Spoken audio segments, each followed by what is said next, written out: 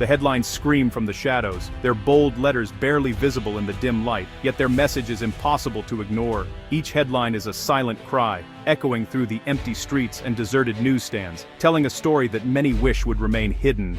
These headlines paint a picture of a nation quite literally plunged into darkness. The city lights have gone out, leaving entire neighborhoods shrouded in uncertainty and fear. The silence is heavy, broken only by the distant sounds of unrest. Iran, a country of ancient history and proud people, is now the scene of a tragedy of staggering proportions. The echoes of its glorious past stand in stark contrast to the pain and anxiety etched on the faces of its people today. Reports, long suppressed by a regime desperate to control the narrative, have finally broken through the wall of silence. Brave journalists and citizens risk everything to smuggle the truth out, determined that the world must know what is happening. These reports tell a story not of protest, but of a brutal, systematic crackdown. The government's response has been swift and merciless, leaving no room for dissent or even peaceful assembly. The streets that once echoed with calls for freedom now bear the silent scars of a massacre. Blood stains the pavement where hope once marched, and protest signs lie abandoned, trampled underfoot. For days, as the Iranian government shut down the internet, its security forces were unleashed. The blackout was not just digital. It was a deliberate attempt to isolate the people, to hide the violence from the world's eyes. They moved with chilling efficiency, turning peaceful demonstrations into scenes of carnage. Tear gas filled the air, bullets flew, and the cries of the wounded echoed through the night. Families are searching for their loved ones, many of whom have simply vanished. Hospitals are overwhelmed, and vigils are held in the hope that the missing will return. Though hope is fading with each passing day, the government that was supposed to protect its people instead turned its guns on them. Trust has been shattered, replaced by fear and uncertainty. Now, as the details of the slaughter come to light, the world is forced to confront an uncomfortable question: how could this happen, and what will be done about it? The eyes of the world are watching, waiting for justice, and hoping that the voices of the oppressed will finally be heard. The figures are staggering, numbers so immense they almost defy belief. What unfolded was not just a tragedy, but a catastrophe that shook the very core of a nation. In just a matter of days, an estimated 16,500 people lost their lives. Each one of these victims was someone's child, parent, or friend, lives cut short in a wave of violence that swept across the country. This was not a war against a foreign enemy. This was a war waged by the Iranian regime against its own people. The streets became battlegrounds, and ordinary citizens found themselves facing unimaginable brutality. The report, compiled from credible sources inside Iran, exposes a meticulously planned and ruthless campaign to crush dissent. It details how orders came from the highest levels, leaving no room for mercy or restraint. Over 330,000 people were wounded, shot, beaten, or struck by shrapnel. Hospitals overflowed with the injured, and medical staff worked tirelessly, often at great personal risk to save lives. To put it in perspective, this death toll is more than 3 times the coalition deaths in the entire Iraq War, all within a matter of days. The scale of loss is almost unimaginable.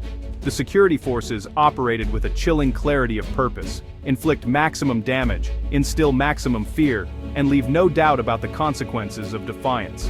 Snipers took up positions on rooftops, helicopters fired at crowds of fleeing civilians. This was not chaos, but a calculated slaughter, executed with precision and intent.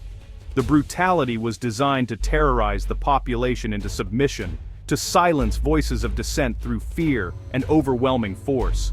For too long, the regime's iron grip on information allowed it to downplay the true scale of the horror, hiding the suffering from the world and even from its own people. But numbers like these cannot be dismissed. They represent real lives, shattered families, and a generation left scarred by trauma and loss.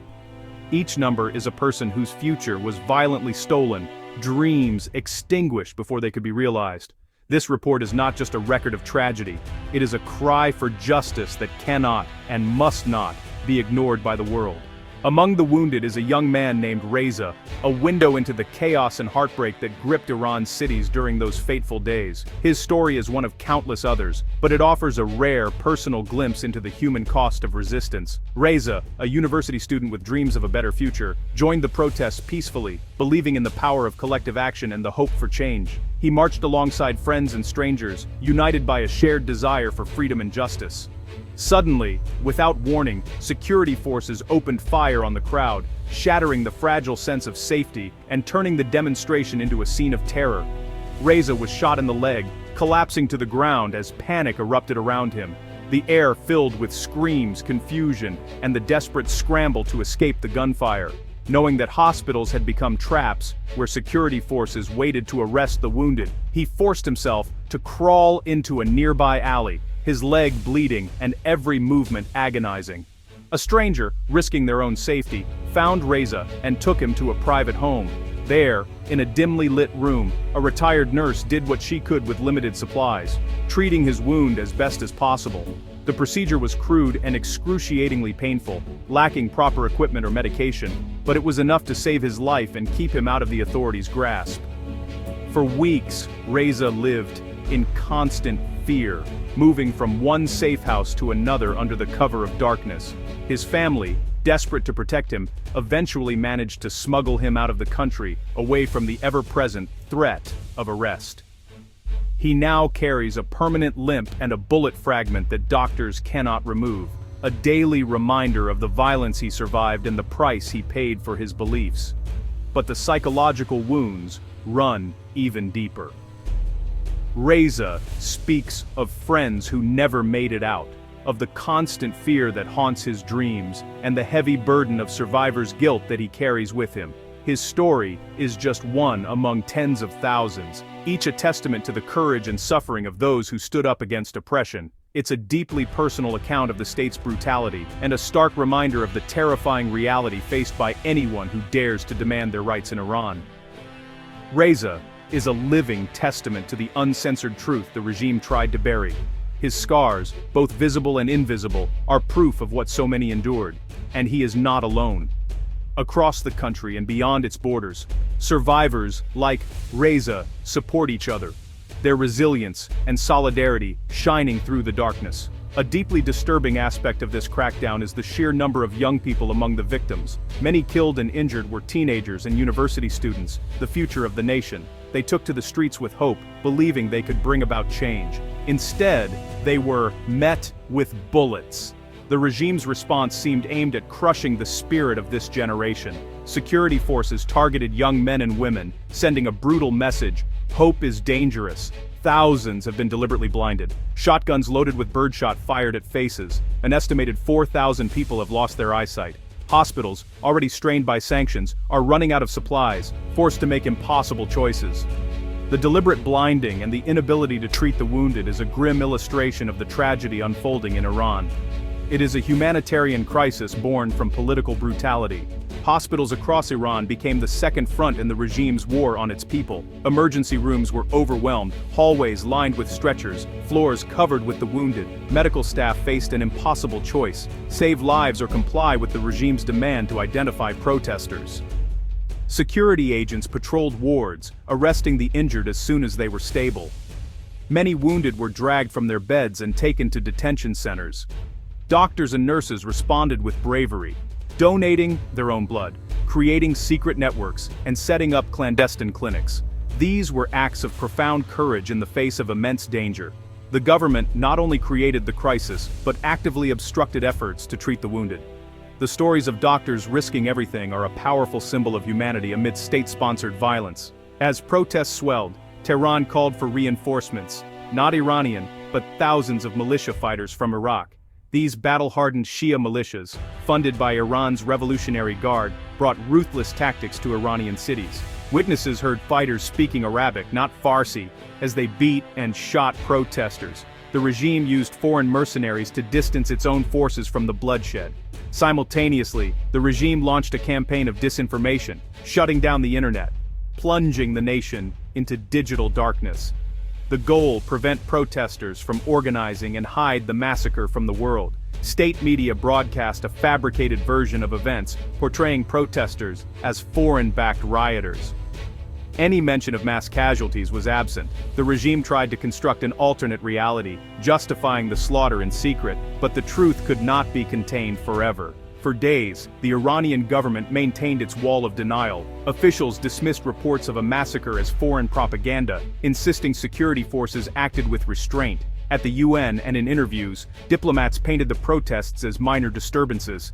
The regime's propaganda machine worked tirelessly to discredit any contradictory source. But as the internet was partially restored, a flood of videos and photos emerged. Snipers on rooftops, bodies in the streets. Citizen-generated evidence provided undeniable proof that the government's narrative was a lie. Even some officials began to leak the truth, admitting the death toll was far higher. The regime's carefully constructed web of lies unraveled in the light of day. The brutal truth was exposed for all to see. The massacre in Iran sent shockwaves through Washington, pressuring the Trump administration to respond.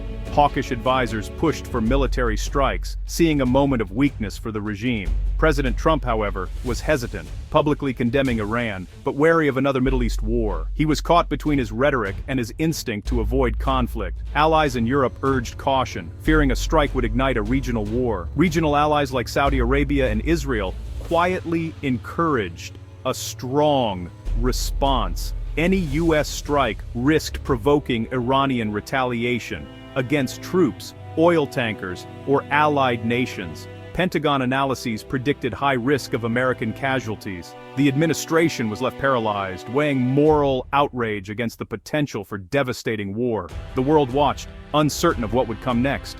As of January 19, 2026, the situation remains tense and unpredictable. The massacre has created a generation of martyrs and deep trauma that will fuel future unrest. The Iranian government may have won the battle for now, but it has likely lost the war for its people's hearts.